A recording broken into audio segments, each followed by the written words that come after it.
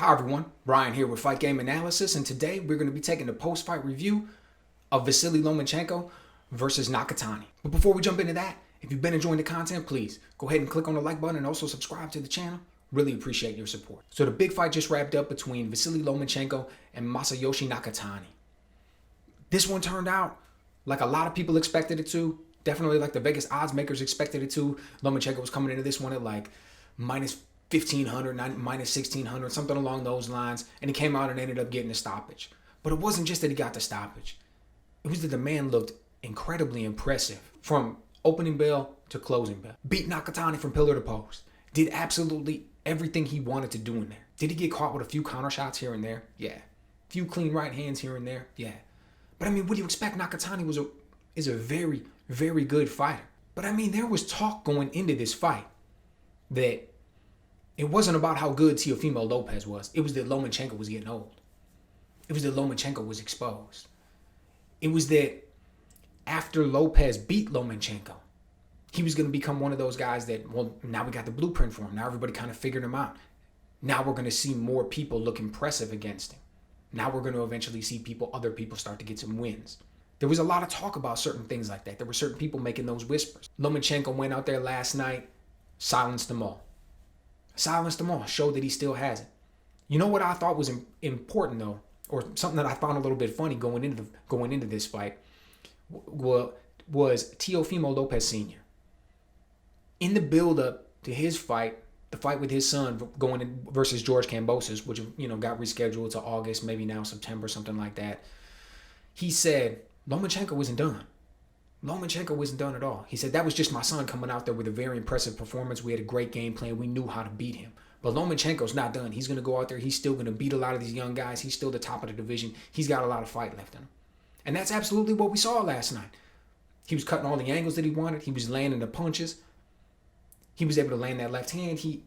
Man, when he gets those deep angles, he got Nakatani spinning. He was able to work around him. He was able to get the right hook off at times. He basically did whatever he wanted.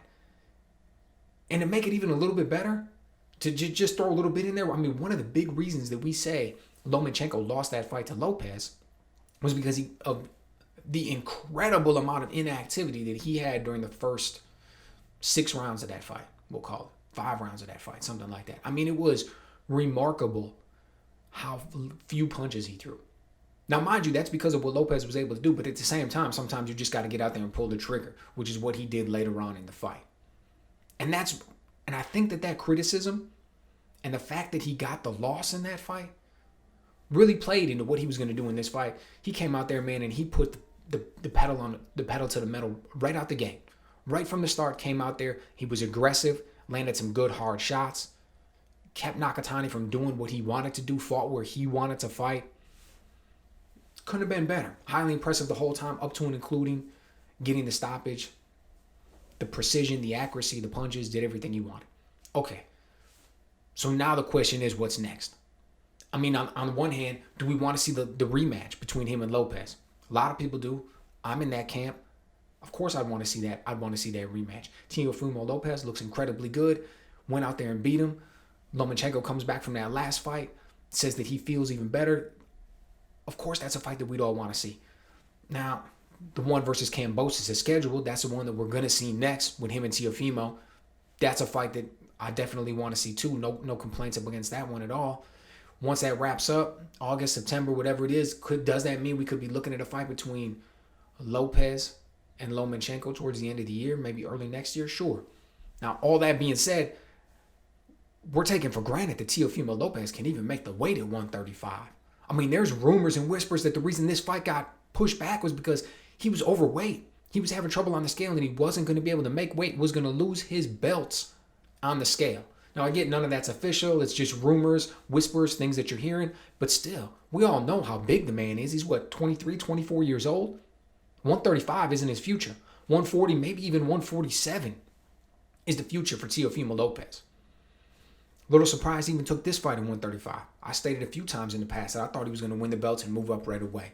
That's how big the guy is. But he feels like he can continue to make it for now. He's going to defend the belts once. That's great. But will he be able to make it again for a rematch in the future? Who knows? And Lomachenko really isn't even a true 135er, so the thought of him moving up to 140, come on, man. He shouldn't even consider that. I mean, this guy honestly could probably fight at 126, definitely 130. He moved up to 135 for the fights, for the money, for the notoriety, to build on the legacy. So let's assume that that fight can't happen. What's next for Lomachenko? Personally, I think about when you think about these, or the rest of these young guys for the most part, Devin Haney, Shakur Stevenson, Ryan Garcia. I think he beats all of them. I think Devin Haney could give him the most trouble because of how skilled of a boxer he is, because of how fast his hands are.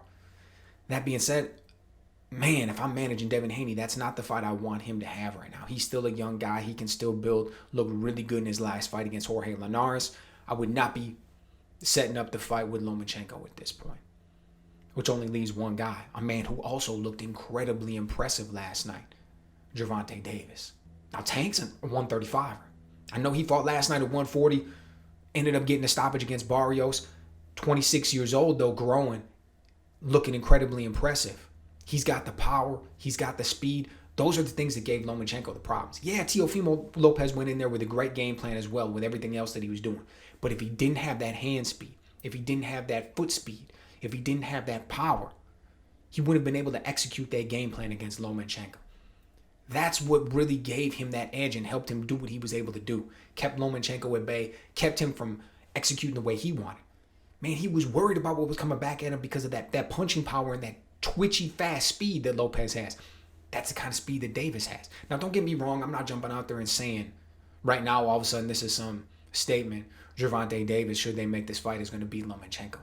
What I'm saying is that'd be an awesome fight to make. Big for the money. Both these guys are popular. It would make sense for both of them.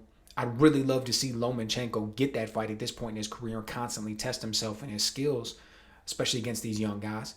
I'd love to see how Gervonta Davis was able to handle the puzzle that Lomachenko presents to people. I think that'd be a great one.